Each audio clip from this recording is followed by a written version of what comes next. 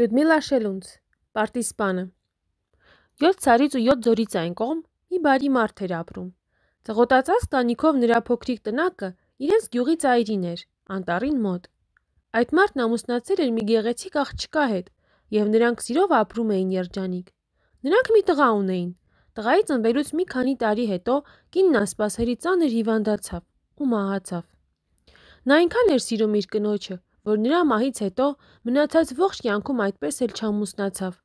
եւ հայր ու որդի իրենց փոքրիկ տան մեջ ապրում էին հաշտ ու խաղաղ։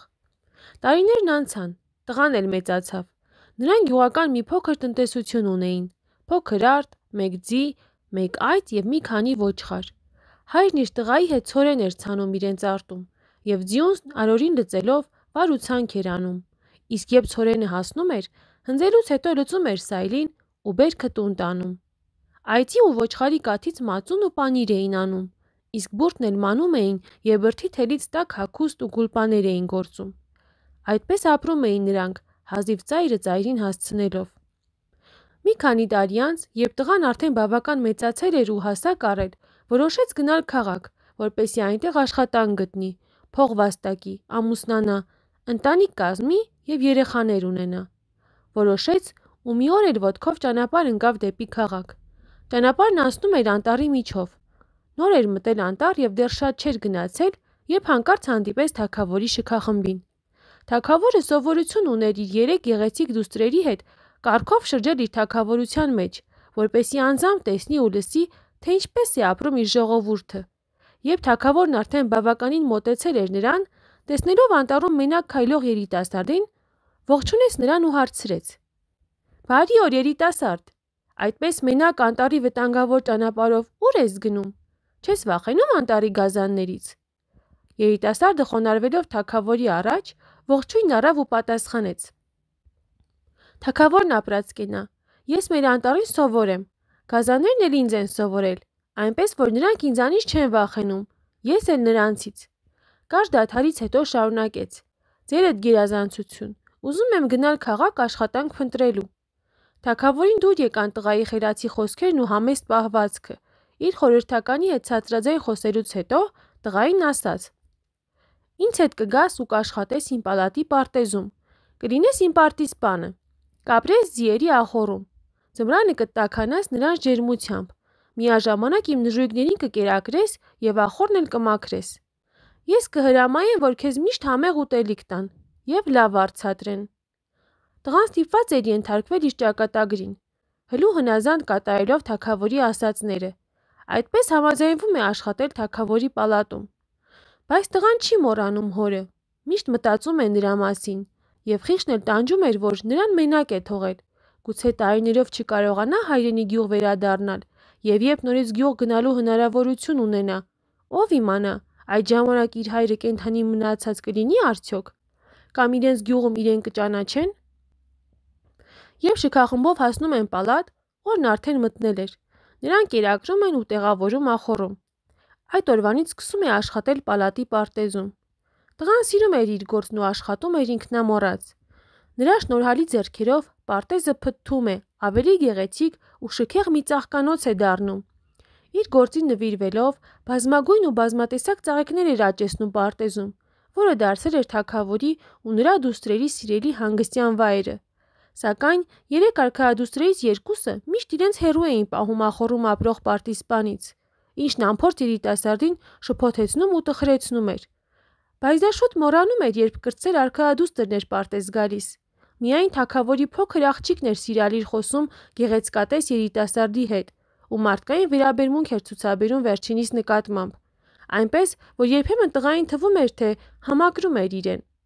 Մի քանի տարի արդեն անցել էր, ինչ նա պալատում էր հայտնվել, եւ մի դեպք եղավ արքունիքում, որը հետագայում պետք է կտրուկ փոխեր տղայի ճակատագիրը։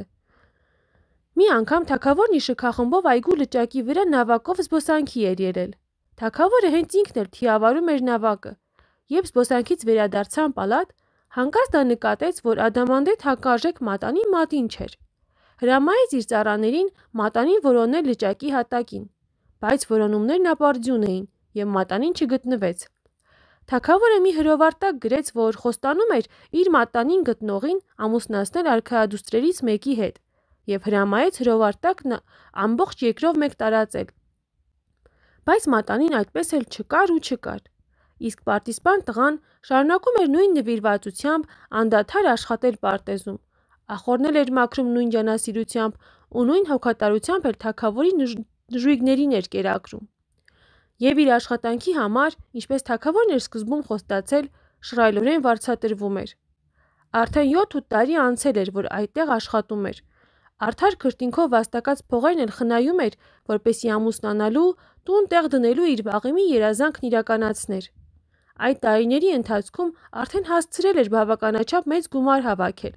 որը կբավականեցներ իր նպատակը լիովին իրագործելու համար։ Ուստի սկսել էր հայրենի գյուղ և հայրական տուն վերադառնալու մասին ավելի հաճախ մտածել։ Բայց թագավորը կարծես թե միտք չուներ նրան ազատ արձակելու, քանի որ նա շատ աշխատասեր ու պարտաճանաչ երիտասարդ էր, և նրան փոխարինող դժվար թե գտներ։ Եթե հոր կարոտն ու իր նպատակը չլինեին, գուցե նա չուզենար պալատից հեռանալ։ Մի օր էլ, երբ պարտեզը ջրելուց հետո հոգնած նստել էր լճակի ափին և մտածում էր իր հոր, իր կյանքի և հետագա անելիքների մասին, հանկարծ մի ձկնիկ տեսավ։ Ձեռքի պահով ուզում էր ձկնիկին օգնել, որ առվից ծանծաղուտից դուրս գա ու մտնելով ջրի հոսանքի մեջ լողա ու հեռանա, բայց չհասցրեց։ Ձկնիկը ճարպկորեն ջրի միջից ցատկեց ցամաք և ափի ավազների վրա մի կողքի ընկած սրտաճմլիկ աչքերով ուշադիր նայում էր պարտիզպանին, ասես նրանից կյանք խնդրելով։ Տղան տեսավ, որ ձկնիկի մեջքն ու թեփուկները ծանծաղուտի քարերին ու ավազին դիպչելով վնասվել ու արյունոտվել էին, և ձուկն այլևս ուժ չուներ լողալու։ Նա ձկնիկին գցեց ջրով լցված դույլի մեջ, վերցրեց դույլն ու տարավ պալատ, որպեսզի արքունական բժշկի խորհրդով բուժի, տեղ քսի և լավացնելուց հետո բաց թողնի ջրի մեջ։ Սակայն արքունիքի խոհարարը տեսնում է դույլի միջի ձկանը, պարտիզպանի բացակայությունից օգտվելով և առանց նրան հարցնելու, վերցնում ու տանում է խոհանոց, որ նրա համար ձկով ապուր եփի։ Տղան, երբ իմացավ, վազեց խոհանոց, բայց արդեն ուշ էր։ Խոհարարն արդեն ձուկը մաքրում էր։ Պարտիզպանը տխրեց ու տխուր խոհարարի կողքին կանգնած նայում էր։ Հանկարծ աչքը ձկան փորի մեջ ոսկեգույն ու փայլուն մի բան տեսավ, իսկույն ձեռքը տարավ դեպի փայլուն առարկան, հանեց, լվաց և անմիջապես ճանաչեց թագավորի կորած մատանին։ Այգեպանը մատանին ձեռքին ուրախ-ուրախ շտապեց թագավորի մոտ և նրան ցույց տվեց ձկան փորից գտած թանկարժեք մատանին։ Թագավորը տեսնելով իր մատանին, շատ ուրախացավ, որ վերջապես արժեքավոր իր մատանին գտնվեց, վերցրեց ու դրեց մատին։ Թագավորն իր տված խոստումի մասին դեռ չէր մոռացել և իր խոստմանը համաձայն ցանկանում էր ավագ արքայադստերը կնության տալ պարտիզպանին, բայց ավագ դուստրը կտրականապես հրաժարվեց։ Թագավորն իր միջնեկ դստերը դիմեց նույն հարցով, բայց նա էլ մերժեց թագավորի առաջարկը։ Իսկ երբ կրտսեր դստերը դիմելու հերթը հասավ, վերջինս մոտեցավ թագավոր հորն ու նրա ականջին շշնջալով խոստովանեց, որ ինքը վաղուց է համակրում պարտիզպանին։ Ինչ վերաբերում է պարտիզպանին, ապա նա էլ անտարբեր չէր աղջկա նկատմամբ։ Բարի ու խելացի արքայադուստրն իր ջերմ, հոգատար և մարդկային վերաբերմունքով տարիների ընթացքում սիրո ծիլեր էր ցանել տղայի հոգում, թեպետ միշտ մտածել էր, որ արքայադուստրն իր համար չէ և այդպես էլ կմնա անհասանելի երազանք իր համար։ Եվ այդպես թաքուն, իրար սիրող մեր երիտասարդները թագավորի օրհնությամբ ամուսնացան ու հասան իրենց նպատակին։ 7 օր 7 գիշեր հարսանիք անելուց հետո նորապսակ զույգը արքայավայել հագնված, ճերմակ նժույգներին լցած, կառքով մեկնեցին պարտիզպանի հայրենի գյուղ, նրա հոր ու վաղամեռիկ մոր օրհնությունն էլ առնելու, որպեսզի երկու կողմի ծնողների օրհնությամբ իրենց ամուսնությունն ու նորակազմ ընտանիքն ամրապնդվեն և հետագա կյանքն էլ ապրեն միասին, խիղճները հանգիստ, իրենց հոգում ունենալով ծնողական ջերմ սերը, որպեսզի ծնողի ու մեծի նկատմամբ տածած սերն ու հարգանքը իրենց հոգուն խաղաղություն բերեն, ապրելու համար ուժ ու թևեր տան։ Իսկ իրենք էլ որպես թագավորական ընտանիքի անդամներ և իրենց ծնողների բարի ժառանգներ օրինակ ծառայեն իրենց երեխաների, ուսանողների և հասարակ ժողովրդի համար։ Դրա համար նրանք նախ այցելեցին տղայի մոր Շիրիմին, ծաղիկներ դրեցին ու խունկ ծխեցին, երկնքից իրենց նայող, իրենց երջանկությամբ ուրախացող սիրասուն մայրիկից օրհնություն հայցելով։ Դրանից հետո միայն գնացին գյուղի ծայրում գտնվող իրենց տուն։ Տղայի հայրն արդեն ծերացել էր եւ թեև սկզբում նա չէր ուզում իր տնից գնալ, բայց իր միակ որդու եւ արքայադուստր Հարսի խնդրանքներին երկար դիմադրել չկարողացավ։ Ի վերջո նրանց հորդորներին տեղի տվեց, համաձայնվելով նրանց հետ պալատում ապրել։ Նրան հանգցրեցին թանկարժեք եւ գեղեցիկ զգեստներ, արքայավայել պատիվներով նստեցրին իրենց կառքն ու տարան պալատ, որտեղ էլ ամբողջ ընտանիքով միասին ապրեցին այնքան ժամանակ, մինչև տղան կառուցեց իր նոր ապարանքը։ Իսկ երբ թագավորը երկրային իր օրերն ապրելով մնացած կյանքն ու արևը բաշխեց իր ժառանգներին, նրա մահից հետո պարտիզպան տղան դարձավ թագավոր եւ երկար տարիներ երկիրը կառավարում էր իմաստնությամբ ու արդարամտությամբ։